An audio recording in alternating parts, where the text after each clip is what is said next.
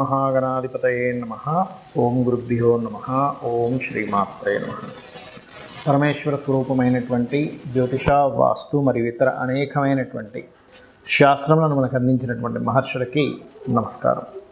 హయగ్రీవ హయగ్రీవ హయగ్రీవేతి యో వదేత్ తస్య నిస్సరతే వాణీ జహ్నుకన్యా ప్రవాహవత్. అరుణాం కరుణాతరంగితాక్షీం ధృతపాశాంకుశపుష్పబాణచాపాం అనిమాదిభిరావృతాం మయూకైః అహమిత్యేవ విభావయే భవానీం. శ్రీమాత్రే నమః.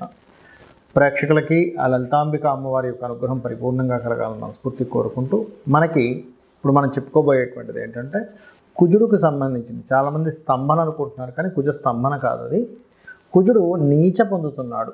ఎప్పటి నుంచి అంటే మనకి అక్టోబర్ 21వ తేదీ నుంచి నీచ పొంది కరెక్ట్గా డిసెంబర్ 6వ తేదీ 6-7 తేదీల్లో మళ్ళీ వక్రిస్తాడు. అదే నీచపడి వక్రిస్తాడు. వక్రించి జనవరి 22వ తేదీ వరకు వక్రించి మళ్ళీ కర్కాటకంలోనే ఉంటాడు. అంటే దాదాపుగా ఆయన ఎంటర్ అవ్వడము ప్లస్ వక్రించి అక్కడే ఉండడం. దీన్ని బట్టి ఏమంటారంటే ఎక్కువ కాలం ఉంటున్నాడు కాబట్టి స్తంభన అనుకుంటారు. కానీ స్తంభన అనేటువంటిది ఏంటంటే అసలు ఎక్కడా కూడా కొన్ని డిగ్రీలు కూడా ముందుకు కదలకపోతే దాన్ని స్తంభన కింద తీసుకోవాలి. స్లో మూమెంట్ ఉంది కాబట్టి కొంతమంది స్తంభన అంటారు. బట్ అక్కడ ఇచ్చే ఫలితం చూడాలి. స్తంభించినా, వక్రించినా, నీచబడ్డా, అంటే ఒకవైపు నీచబడున్నాడు, వక్రించున్నాడు. ఆ నీచబడినటువంటి ప్లానెట్ ఏ రాసులను చూస్తుంది, ఏ గ్రహాలను వీక్షిస్తుంది అనే దాని మీద ఆధారపడి ఉంటుంది. ఎప్పుడు కూడా గుర్తుపెట్టుకోండి. కాబట్టి ఈ యొక్క ఫలితాలు ఏవైతే ఉన్నాయో చెప్తుంది నేనైనప్పటికీ కూడా చెప్పిస్తుంది సాక్షాత్ లలిత అమ్మవారిగా భావిస్తూ, ఏ ఏ లగ్నాల వారికి, లగ్నం తెలియని వారు రాశిని చూసుకోండి, ఎటువంటి మంచి జరగనుంది, ఎటువంటి విషయాల్లో వీళ్ళకి జాగ్రత్తలు చూసుకోవాలి, ఏ పరిహార మార్గాలు చేసుకోవాలనేటువంటిది ఇప్పుడు మనం తెలుసుకుందాం. మీన లగ్నము, మీనరాశి. మీనం వారికి కనుక చూసుకున్నట్లయితే పర్టికులర్గా ఇక్కడ మీనం వారికి కూడా కొంత స్ట్రెస్ మంచి కూడా ఉంటుంది, రెండు ఉంటుంది. ఏంటో తెలుసుకుందాం. ఎప్పుడైతే కుజుడు పంచమ స్థానంలో ఉన్నాడో ఫ్రెండ్స్, ప్రెగ్నెన్సీ రిలేటెడ్ సంబంధించిన విషయంలో స్ట్రెస్ ఉంటూ అనుకోని అనూహ్యంగా కొన్ని మంచి కూడా జరుగుతాయి. రాజకీయము, ఫ్రెండ్స్, క్రియేటివ్ రిలేటెడ్, ప్రేమ వ్యవహారాల విషయంలో గుర్తుపెట్టుకోండి. అసలు ఎక్స్పెక్ట్ చేయరు ఇట్లా అవుతుంది అని, కానీ పాజిటివ్ ఫలితాలు జరుగుతాయి. మరి జాగ్రత్తలు ఏమిటి? 12వ స్థానం మీద శని మీద కుజుడు దృష్టి ఉంది కాబట్టి ఖర్చులు విపరీతంగా పెరగడం, అనుకోని ఇన్వెస్ట్మెంట్స్ చేయాల్సి రావడం, ఇన్వెస్ట్మెంట్స్ మూలంగా కొంత స్ట్రెస్ అవ్వడం, విదేశాలకు ఆలోచనగా వెళ్ళడం వల్ల లేకపోతే వెళ్ళాల్సిన పరిస్థితి రావడం వల్ల కూడా కొంత స్ట్రెస్ అవ్వడం, విదేశాల్లో ఉంటూ అక్కడ ఏదైనా కొంతవరకు కొన్ని అంటే స్ట్రెస్ఫుల్ సిచ్యువేషన్స్ని ఎదుర్కోవడం అనేటువంటిది బలంగా చూపిస్తుంది.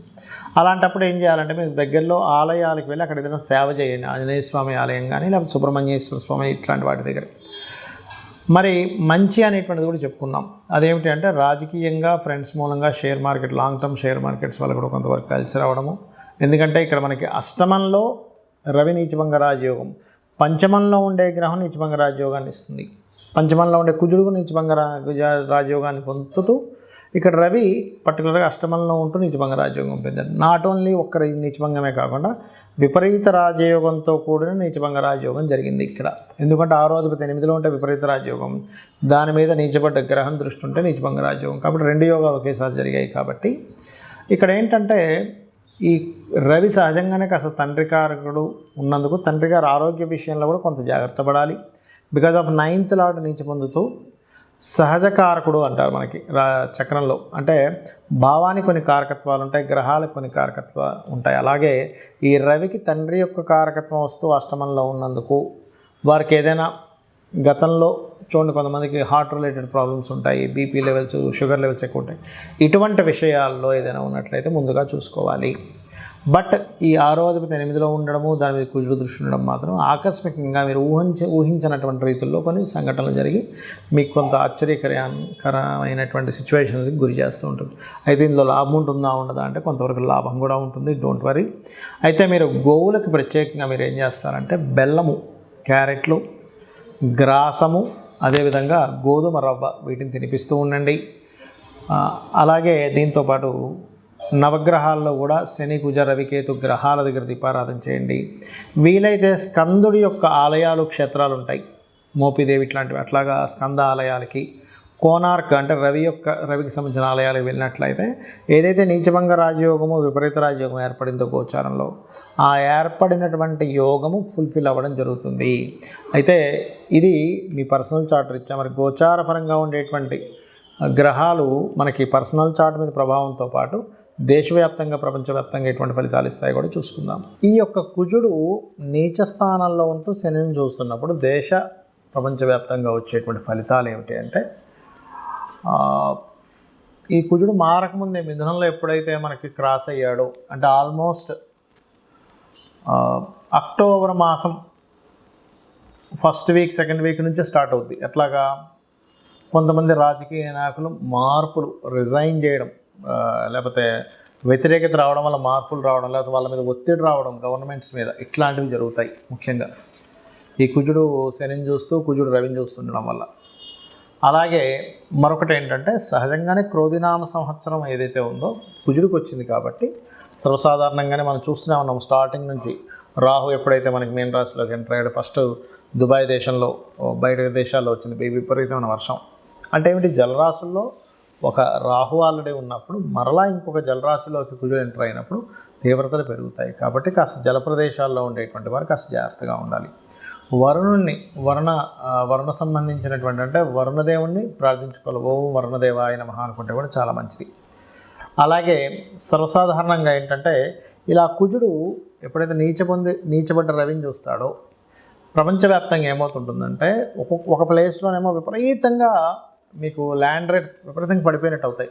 కొన్ని ప్లేసెస్లో అసలు ఈ బాబా ఇంత ల్యాండ్ రేట్ ఇంత రేట్ అవుతుందని మేము ఎక్స్పెక్ట్ చేయలేదంటారు. ఎందుకంటే భూతత్వ రాశుల్లో వెళ్ళి కేతు ఉన్నాడు అక్కడ.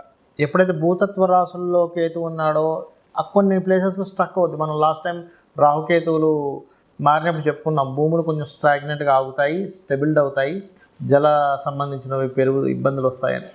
అలాగే ఏంటంటే ఇప్పుడు భూతత్వ రాశుల్లో ఇంకా కేతువు మనకి నెక్స్ట్ ఇయర్ 2025 మే 30 వరకు ఉంటాడు. కాబట్టి కొన్ని ప్లేసెస్లో భూములు అలాగే స్ట్రక్ అయినట్టుగా ఉండి ఎప్పుడైతే రవి మనకి ఈ తులారాశిలో సంచరిస్తుంటాడో ఆ సమయంలో ఏమవుతుందంటే అసలు అన్ఎక్స్పెక్టెడ్గా భూములు పెరగడం, ఒకవైపు అన్ఎక్స్పెక్టెడ్గా తగ్గడం, ఈ ఫ్లక్చువేషన్ అనేది చాలా ఎక్కువగా అవుతూ ఉంటుంది.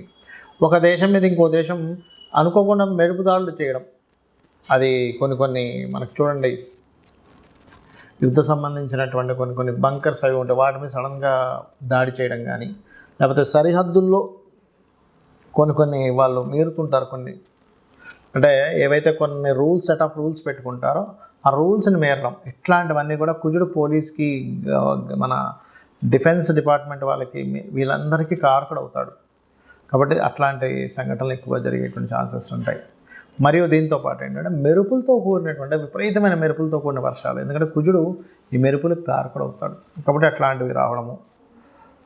అదేవిధంగా ఇంకొంతమంది అంటున్నారు ఏదో ఉలక వస్తుందండి ఈ మధ్యకాలంలో. ఏ ఉలకలు రావు, దగ్గరకు వచ్చి దూరం వెళ్ళిపోతాయి. ఎందుకంటే అటువంటివి ఏవి కూడా వచ్చి భూమిని తాకేటువంటి సమయం జరగట్లేదు. ఎందుకంటే నన్ను చాలా రోజుల నుంచి అడుగుతున్నారు, ఏమంటే అక్టోబర్ మాసంలో ఏదో ఉలక ఉందంట కదా, కుజుడు 21వ తేదీ నుంచి నీచపొందుతున్నాడంట కదా. అంటే అటువంటివి ఏమీ జరగవు అని చెప్పి నేను చెప్పడం జరిగింది. కాబట్టి అట్లాంటి ఉలకలు ఏమొచ్చి భూమి మీద తాకవు, దగ్గర దాకా వచ్చి తిరిగిపోవడం కూడా జరుగుతుంది చెప్పాలంటే. కాకపోతే ఏంటంటే ఈ కొంచెం ఈ ప్రకృతి వైపరీత్యాలు మాత్రం కొంచెం ఎక్కువగానే వచ్చేటువంటి ఛాన్సెస్ కనిపిస్తున్నాయి.